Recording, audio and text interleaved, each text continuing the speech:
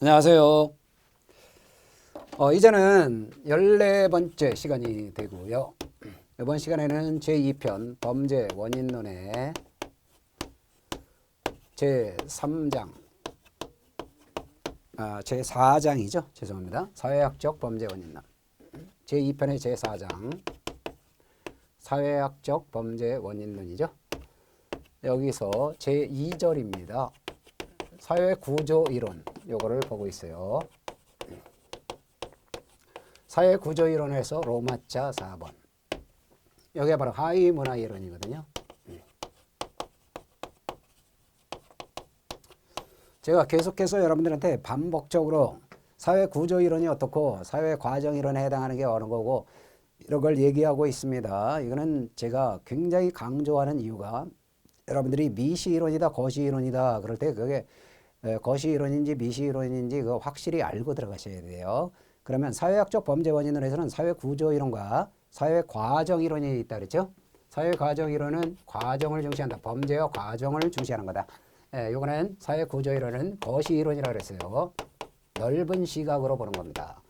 그런데 사회과정 이론은 범죄화 되는 과정, 요거를 좁은 시각으로 본다. 그래서 미시 이론으로 분류한다는 거예요. 그러면 사회구조 이론인 거시 이론에 뭐가 있다 그랬어요? 첫 번째 사회 해체 이론이 있다 그랬죠. 쇼와 맥케이, 버식과 웹의 사회 해체론이 있다 그랬습니다. 두 번째로 머튼의 아노미 이론이 있다 그랬죠. 세 번째로 하위 문화 이론이 있는 겁니다. 그러면 우리는 하위 문화 이론을 다 끝내지 못했어요. 이걸 왜 이렇게 자세히 하느냐? 매우 중요하기 때문에 그래요. 범죄학에서 가장 중요한 게 범죄 원인론이고요. 그 중에서도 가장 중요한 게 사회학적 범죄 원인론입니다. 그러면 여기서 하위 문화 이론에 우리가 봤던 게 코엘의 비행 하위 문화 이론을 봤죠. 이는 핵심이 반항적 성격에서 나온 거다. 중산층 문화에 대한 반항적 성격으로 하위 문화를 형성하게 된다. 그리고 코비 악부 단자. 그렇게 암기하시라고 했습니다. 그거는 강요하지는 않습니다. 그런데 여러분들이 코비 악부 단집, 코비 악부 단집으로 암기해 두면요. 이 코엘의 비행 하위 문화의 성격, 특성이 아닌 것은 이런 문제를 내거든요. 그때 금방금방 고를 수 있습니다. 그러면 코비 악부 단집이 뭐예요? 비공리성, 악의성, 부정성, 그리고 단기적 쾌락주의, 집단 자율성의 추구입니다.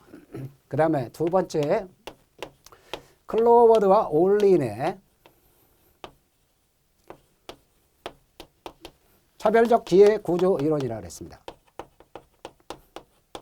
이걸 차별적 기회 이론이라고도 한다 그랬고요. 분화적 기회 구조 이론이라고도 합니다. 그러면 클로워드와 올린의 차별적 기회 구조 이론은 이거는 서덜랜드의 차별적 접촉 이론, 차별적 교제 이론이라고 해요. 차별적 접촉 이론과 그 다음에 머튼의 아노미 이론을 짬뽕한 거예요. 절충한 겁니다. 그래서 머튼의 아노미 이론에는 동역의 동반, 뭐라고? 동역의 도반? 그렇게 암기하라고 했죠. 그러면 머튼의 아노미 이론에는 동조형, 혁신형, 개신형, 개혁형이라고 하죠.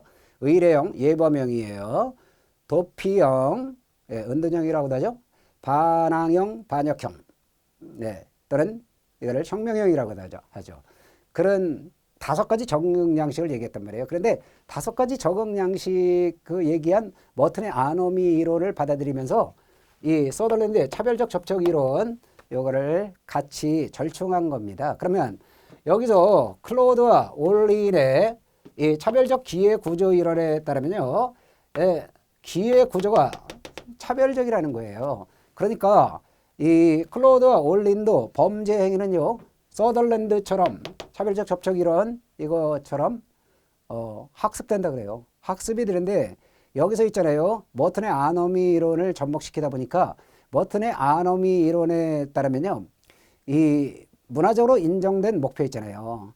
제가 누차 얘기했듯이 예를 들면 부를 내가 이루겠다, 성취하겠다. 부의 성취라는 목표는 그런 문화적으로 인정된 겁니다. 그런 목표와 그 그 다음에 문화적으로 인정된 목표에 대한 태도와 그리고 거기에 대한 문화적인 목표를 이거를 실행하기 위해서 달성하기 위해서 합법적인 수단이 있어야 되죠. 그걸 제도화된 수단이라고 해요. 제도화된 합법적 수단이 없다. 그러면 어떻게 해요? 혁신형 가치럼